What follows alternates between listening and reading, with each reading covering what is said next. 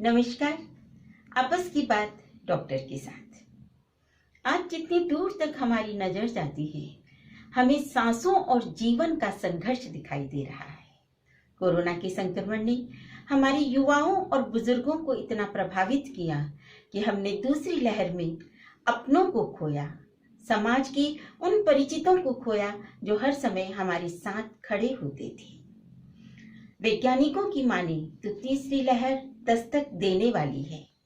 वैसे यूं कहें कि केरल के साथ मानसून जैसे जैसे आगे बढ़ रहा है, वैसे वैसे केरल के साथ ही बच्चों की प्रभावित होने के समाचार भी आगे बढ़ते जा रहे हैं। भोपाल में भी हमें बच्चों के अंदर कोरोना के लक्षण दिखाई दे रहे हैं। तो साथियों, तीसरी लहर हमारे बच्चों को प्रभावित करने वाली है। हमारे ये नन्हे बच्चे जो हमारे सपने हैं, हमारी भविष्य की आशाएं हैं। हमें अपने इन नन्हे बच्चों को सुरक्षित रखना है, इनके खान पान का ध्यान रखना है। तो आइए इस मुद्दे पर हम बात करते हैं भोपाल के अनुभवी doctor ENT specialist doctor Gopal Saxena के साथ। डॉक्टर साहब, आपका बहुत बहुत स्वागत है। हम जानना चाहेंगे कि इस तीसरी लहर में जो हमारे बच्चे प्रभावित होने वाले हैं, हम उन बच्चों का ध्यान कैसे रखें, उन प्रारंभिक लक्षणों को हम कैसे पहचानें, ताकि हम इन बच्चों के बहुत अधिक संक्रमित होने से पहले इनकी रक्षा कर सकें। डॉक्टर गोपाल सक्सेना। बच्चों में जो सबसे कॉमन सिम्टम निकल के आ रहा है वो है गले का दर्द। गले का दर्द जो कि तेज भी होता है और लगातार बना रह रहा है। गले का दर्द यदि लगातार बना रहे, साथ में भले ही बुखार नहीं है, खांसी नहीं है, सर्दी नहीं है, तो यह भी कोविड का एक प्रारंभिक लक्षण हो सकता है। और इस दर्द को यदि 2-3 दिन तक हो रहा है तो कोविड का प्रमुख लक्षण बच्चों में माना जा रहा है। यह दर्द कान तक भी जा सकता है और नाक के ऊपर भी पहुंच सकता है। तो दर्द बच्चों में कोविड का सबसे प्रथम लक्षण माना जा रहा है। इसके बाद आता है खांसी। यदि अनएक्सप्लेन्ड खांसी है, जिसका और कोई कारण समझ में नहीं आ रहा है, तो वो भी कोविड का एक लक्षण है, चाहे बच्चे को बुखार आया हो या ना आया हो और आके उतर गया हो तो भी। तो दर्द और खांसी ये दो बच्चों में प्रमुख लक्षण कोविड के प्रारंभिक तौर पर उभर कर आए हैं। धन्यवाद डॉक्टर साहब आपका। आपने बहुत ही महत्वपूर्ण जानकारी हमको दी कि हम उन प्रारंभिक लक्षणों के आधार पर अपने बच्चों को सुरक्षित रखने की दिशा में काम कर सकते हैं।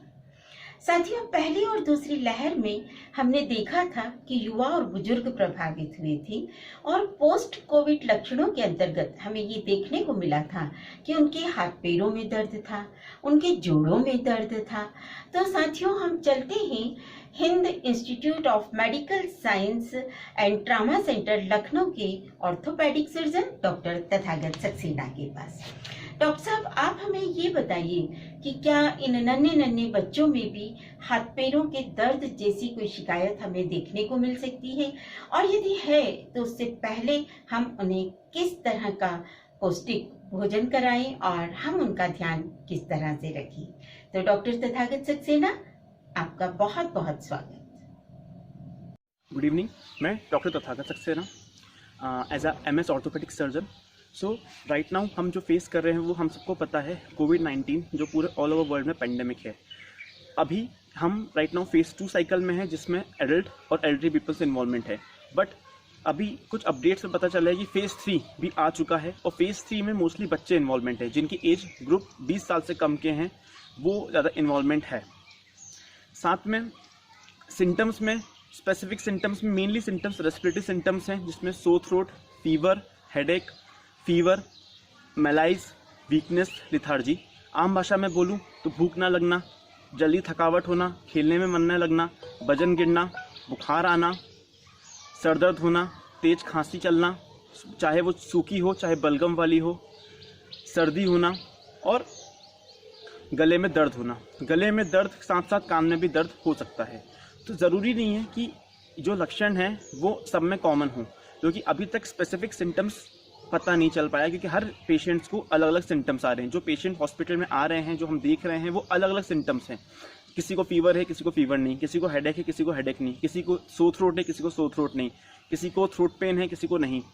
तो हर पेशेंट्स में अलग अलग सिम्टम्स, तो हम प्रिडिक्ट नहीं कर सकते हैं कि किसको क्या सिम्टम्स आ रहे हैं। बट इसका मेनली ट्रीटमेंट आपका प्रिवेंशन है, हमें प्रिवेंट ही करना पड़ेगा, उसके अलावा कोई ऑप्शन नहीं है। बहुत सारे क्वेश्चन ये रहते हैं कि बच्चों को बार बार मास्क पहनने में दिक्कत होती है, तो उसके अलावा इसका कोई इलाज नहीं है। तो मेनली जो प्रिवेंशन कर सकते हैं, बाहर बेवजह बाहर ना जाना, स्पेशली बच्चों को बेवजह ना ले जाना। इनफैक्ट कोई बाहर का पर्सन जो हॉस्पिटल्स में काम कर रहा है या जो कोविड-19 के आसपास सराउंडिंग में है, वो घर पे आना और बच्चों को छूना वो बिल्कुल भी नहीं करना है। बच्चों को मास्क हमेशा लगवाए रखना है, बच्चों को बाहर नहीं जाने देना है, सैनिटाइजेशन हमेशा यूज़ करना है, क्योंकि मेनली जो परेशानी हो रही है वो फोमाइट से होती है। तो फोमाइट्स उंगलियों में लगते हैं, फिर बच्चे उसकी आंखों में लगाते हैं, नाक में लगाते हैं और वो सीधा बच्चों के शरीर में जा सकता है। तो इन सबको बचाने का तरीका यही है कि बार बार हाथ धोना, मास्क लगाना, बाहर ना जाना, सैनिटाइजेशन का यूज़ करना। उसके अलावा भी जो सिम्टम्स लाइक जैसे कि हमें क्या प्रिवेंट करना है कि मेनली हमको बच्चों को ये बताना है और उनके माँ बाप को ये बताना है कि इससे कैसे बचा जाए। सबसे ज़रूरी चीज़ वो है। तो सबसे ज़रूरी इसमें एजुकेशन सबसे इम्पॉर्टेंट थिंग है। इसके एजुकेशन के साथ साथ सैनिटाइजेशन जो मस्ट इम्पॉर्टेंट थिंग है।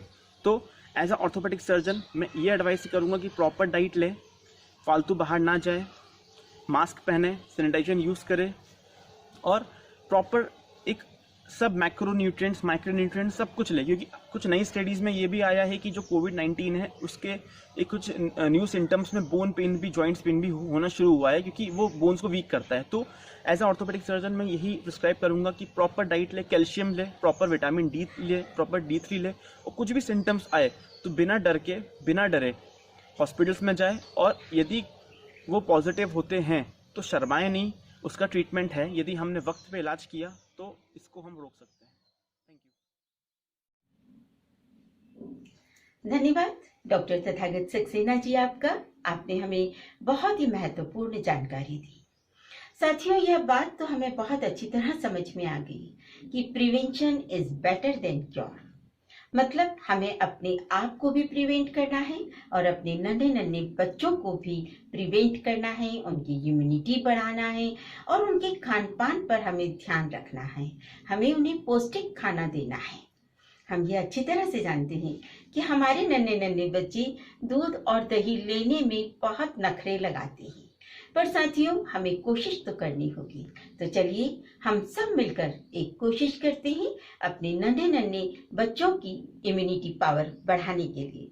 Thank you. हम फिर मिलेंगे एक नए विषय के साथ।